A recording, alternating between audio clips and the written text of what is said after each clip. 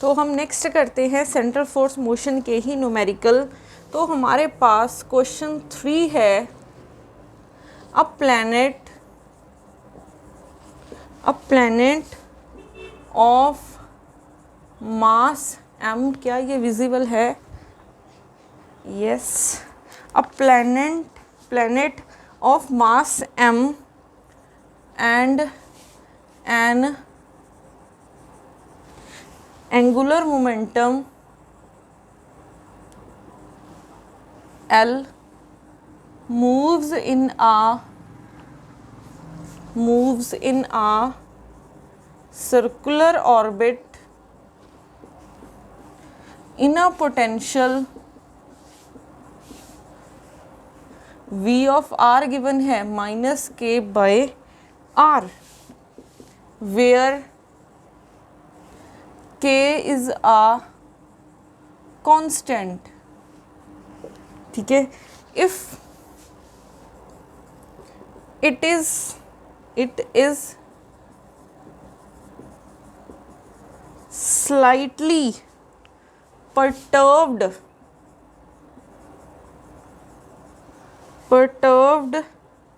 radially, the angular frequency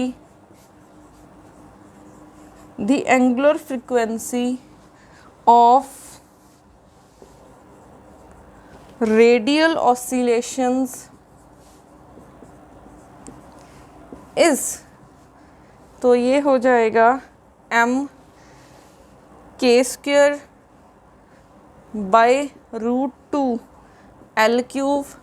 B option है mk²/L³।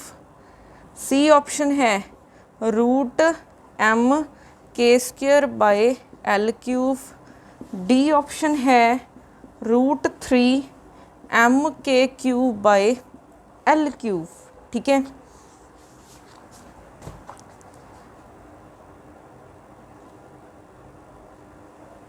तो हमें ये क्वेश्चन गिवन है। ठीक है, तो क्वेश्चन को रीड कर लेते हैं। अ planet of mass m and angular momentum L moves in a circular orbit in a potential. ठीक है, सर्कुलर ऑर्बिट की बात हो रही है और पोटेंशियल गिवन है।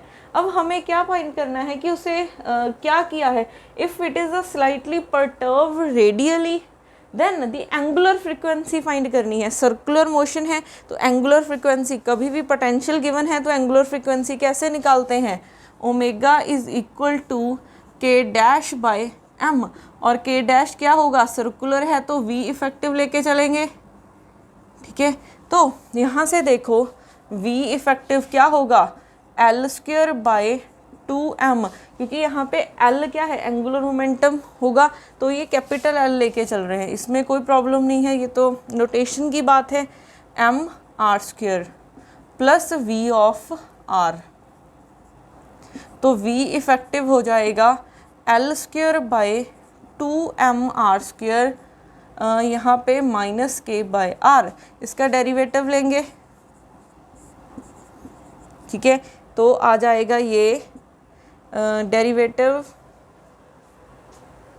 के, तो डेरिवेटिव लेंगे तो ये आ जाएगा L²/2m -2/r³, फिर -1k और r², तो ये आ जाएगा, क्योंकि इसको हम इक्वल टू 0 रखते हैं। ठीक है, अब हमने, क्योंकि जो हम ये एंगुलर फ्रिक्वेंसी ऑसिलेशंस निकालते हैं, ये हम कब निकालते हैं? अब ये हम इक्विलिब्रियम पोजीशन पे ही निकालते हैं।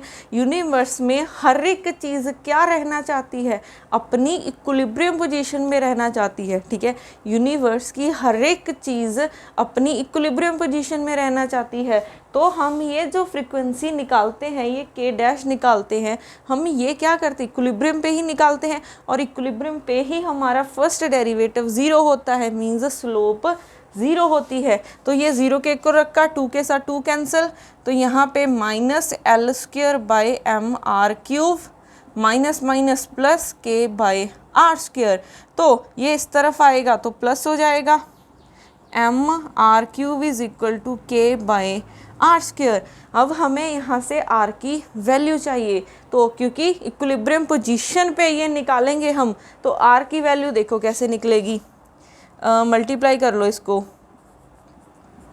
या फिर आप ऐसा कर सकते हो कि ये कैंसिल हो जाएगा, एक पावर रह जाएगी, तो L square is equal to M R K. तो यहाँ से देखो आर की वैल्यू आ गई है एल स्क्वायर बाय एम के, ये आ गई है हमारी इक्विलिब्रियम पोजीशन पे, ठीक है। इक्विलिब्रियम पॉइंट पे आर की कितनी वैल्यू होगी, तो अब हमें के डैश चाहिए, तो के डैश के लिए हमें क्या करना पड़ेगा, इसका डबल डेरिवेटिव करना पड़ेगा, ठीक है। ये था सिंगल डेरिवेटिव है ये, इसको हमने 0 रखा था, तो इसका सेकेंड टाइम डेरिवेटिव करो, तो ये क्या हो जाएगा, माइनस एल स्क्वायर, ये आर -3 जाएगा ऊपर और नीचे 4 बन जाएगी पावर, ठीक है। फिर प्लस के, इसका करोगे डेरिवेटिव -2 बाय आर क्यूब, तो ये बन गया है by del R square minus minus plus 3 L square by M R 4 -2k by R 3, ठीक है। तो यहाँ पे देखो अब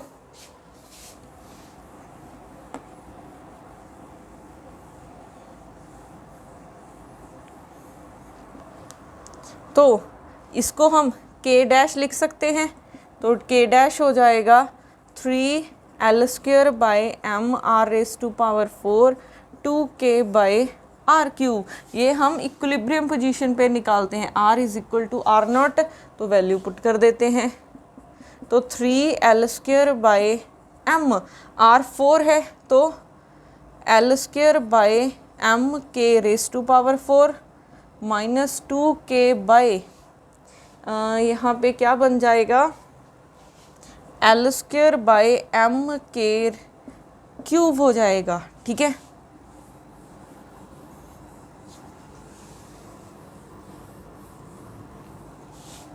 तो क्या बना है ये 3 L square by M, L raise to power 8 M raise to power 4 K raise to power 4 -2k, और क्या बना है L raise to power 6 by M cube K cube, ठीक है। तो यहाँ से अब बच गया है हमारे पास, ये एक पावर कट गई तो यहाँ पे 3 बच गया है, ठीक है। ये ऊपर चला जाएगा तो 3k4, यहाँ पे L की 2 है, L की 8 है, तो यहाँ पे L 6 बच जाएगा, ठीक है। और m क्यूब बचा है, ये भी ऊपर चला जाएगा, माइनस यहाँ पे 2k, k क्यूब है, ये ऊपर जाएगा k की पावर 4, ये m क्यूब भी ऊपर चला जाएगा, यहाँ पे L 6 बचा है, तो सारी टर्म ऑलमोस्ट सेम ही है, तो 3 - 2 1 हो जाएगा, ये बचा है L रेस टू पावर 6। तो ओमेगा की कितनी वैल्यू आ गई है, √K4 m cube by L 6 by कितना आया है m, तो ये कट के 2 बचा, तो K4 m square by L 6, तो इसको रूट को हम 1/2 लिख सकते हैं, ठीक है। तो यहाँ पे k स्क्वायर, यहाँ पे m और यहाँ पे क्यूब बचाएगा, तो ये हो जाएगा आपके पास L क्यूब, इतनी फ्रीक्वेंसी आ जाएगी। ये कौन सी ऑप्शन के साथ मैच कर रहा है, बी ऑप्शन के साथ मैच कर रहा है। तो जब भी सर्कुलर मोशन की बात होती है तो सिंपल वी से नहीं निकालना है, इफ़ेक्टिव वी से हमने क्या निकालनी है, फ्रीक्वेंसी की वैल्यू निकालनी है, ठीक है।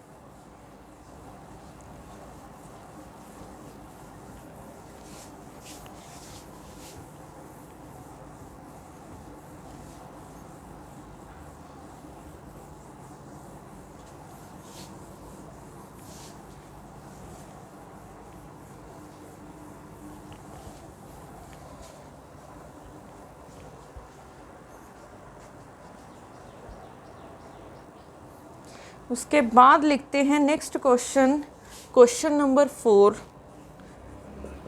A particle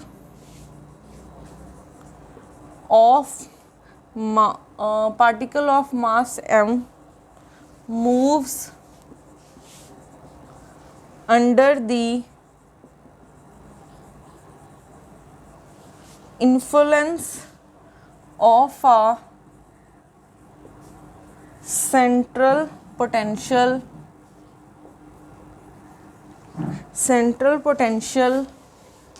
in a orbit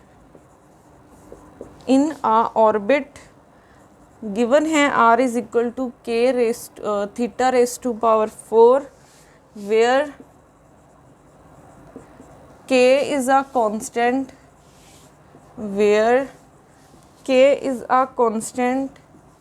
and r is the distance from the origin, it follows that the angle theta varies with the time as A है theta is directly proportional to t raised to power 1/9, B है theta directly proportional to t raised to power 1/8, C option है theta directly proportional to T raise to power 1/7 और D option है theta directly proportional to T raise to power 1/6।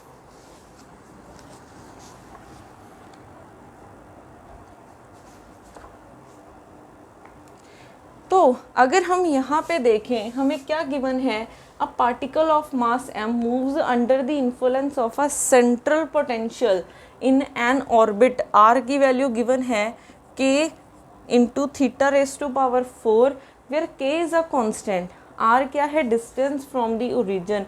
अब हमें देखना है कि theta time के साथ कैसे वेरी करता है, ठीक है। तो जब भी सेंट्रल पोटेंशियल की बात होती है तो एक टर्म तो आप लिख ही लिया करो, कौन सी, एंगुलर मोमेंटम वाली। एंगुलर मोमेंटम किसके इक्वल होता है, L is equal to m square theta dot. तो यहाँ पे r की वैल्यू पुट कर दो तो क्या आ जाएगा, m r की value k theta 4 raise to power square है, L किसके इक्वल हो जाएगा, m k square theta 8 into theta dot, ठीक है। अब थीटा डॉट को हम क्या लिख सकते हैं, थीटा डॉट को लिख सकते हैं D theta by D T. यहाँ पे वेरिएबल सेपरेशन करो, ये सारी टर्म इस तरफ ले आते हैं, D T is equal to theta 8 D theta, theta की टी के साथ वेरिएशन देखनी है तो बोथ साइड क्या कर दो, इंटीग्रेशन कर दो, बोथ साइड इंटीग्रेशन कर दो तो क्या हो जाएगा, ये तो सभी चीज़ें, क्योंकि एंगुलर मोमेंटम भी कांस्टेंट होता है सेंट्रल मोशन के लिए, m भी कांस्टेंट है, k तो कांस्टेंट है, तो ये तो बाहर आ जाएगा, तो यहाँ पे t आ जाएगी इंटीग्रेशन, फिर इसका थीटा 9/9 आ जाएगा, ठीक है। तो यहाँ पे ये तो सारे कांस्टेंट है, हमें देखनी है प्रोपोर्शनलिटी, तो t डायरेक्टली प्रोपोर्शनल है थीटा रेस टू पावर 9 के और theta 9 is directly proportional to t, ठीक है। तो ये पावर उस तरफ ले जाओ तो t 1/9 आ जाएगा, ठीक है। तो यहाँ से ऑप्शन ए क्या हो जाएगी, करेक्ट हो जाएगी, ठीक है।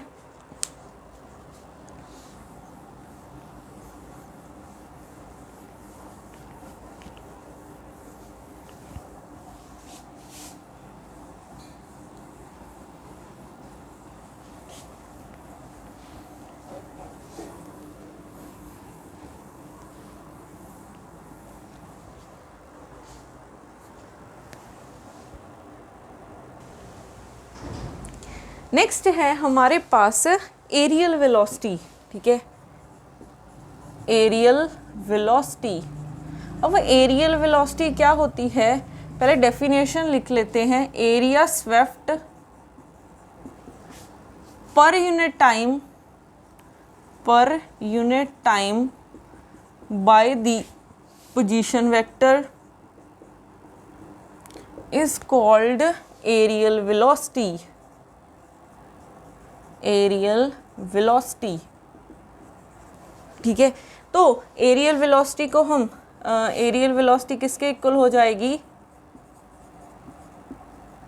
ये हो जाएगी D A by D T, D A by D T. अब यहाँ पे अगर हम देखें, सपोज कर लो ये सर्कुलर मोशन ही है, ठीक है।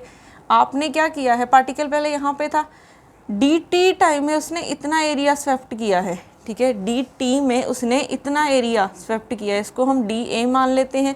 तो यही हमारी क्या होगी, areal velocity, area swept per unit time. अब अगर हम सर्कुलर मोशन की बात कर रहे हैं, फॉर सर्कुलर मोशन, अगर हम सर्कुलर मोशन की बात कर रहे हैं तो जो एरियल वेलोसिटी होती है, एरियल वेलोसिटी वो किसके इक्वल होती है, L बाय 2m के इक्वल होती है, ठीक है। एरियल वेलोसिटी किसके इक्वल होती है, L बाय 2m के इक्वल होती है, तो ये याद रखना है। अब उसके बाद एक और टर्म आती है turning point. Turning point, turning point means वो पॉइंट जिस पे पार्टिकल टर्न हो रहा है, ठीक है। जैसे मान लो पहले पार्टिकल इस तरफ जा रहा था, अब ये इस तरफ जा, तो इस पॉइंट को क्या बोलेंगे कि पार्टिकल पहले इस डायरेक्शन में जा रहा था, इससे डायरेक्शन से डाइवर्ट हुआ है, ठीक है। तो इसको हम क्या बोलेंगे, टर्निंग पॉइंट। और टर्निंग पॉइंट की कंडीशन याद रखना कि यहाँ पे आर डॉट क्या होता है, ज़ीरो होता है, ठीक है। टर्निंग पॉइंट पे आर डॉट क्या होता है, ज़ीरो होता है। उसके बाद अगर हमने एनर्जी की बात की थी, ठीक है, एनर्जी क्या होती है, काइनेटिकल प्लस पोटेंशियल एनर्जी, बट यहाँ पे सर्कुलर मोशन के लिए V इफ़ेक्टिव हो जाएगा। अगर आपको कहीं पे भी E मिनिमम पूछा जाए कि एनर्जी मिनिमम कब होगी, ये कब होगी, जब हमारे पास V इफ़ेक्टिव मिनिमम होगा, ठीक है। E मिनिमम किसके इक्वल हो जाएगा, V इफ़ेक्टिव मिनिमम के इक्वल हो जाएगा। तो ई मिनिमम की प्रोपोर्शनैलिटी अगर आपने देखनी है कि कैसे वेरी कर रहा है, तो यहाँ से आप निकाल सकते हो, जितना आपका वी इफेक्टिव मिनिमम होगा उतनी आपकी एनर्जी मिनिमम होगी। तो इस पे एक क्वेश्चन है जो मैं आपके लिए एक होमवर्क छोड़ रही हूँ, ठीक है, वो आपने मुझे सॉल्व करके सेंड करना है, ठीक है। इस एनर्जी मिनिमम पे ही है numerical.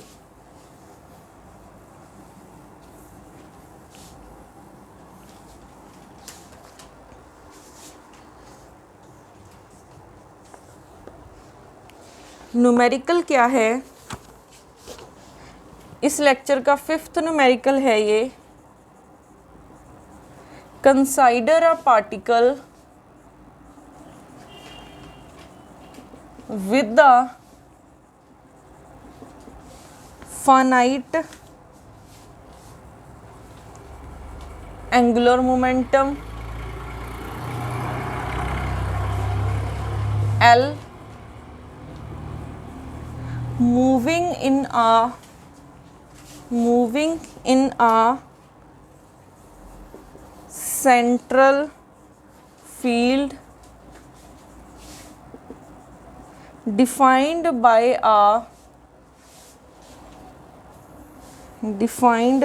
a linear restoring force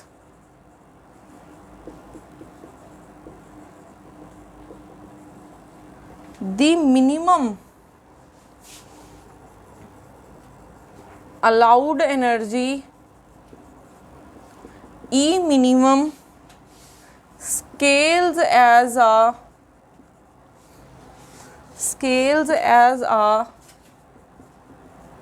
function of L as, first option है E minimum is directly proportional to 1 by L, B option है E minimum is directly proportional to root L, C option है E minimum is directly proportional to L, और D option है E minimum is directly proportional to 1 by root L, ठीक है।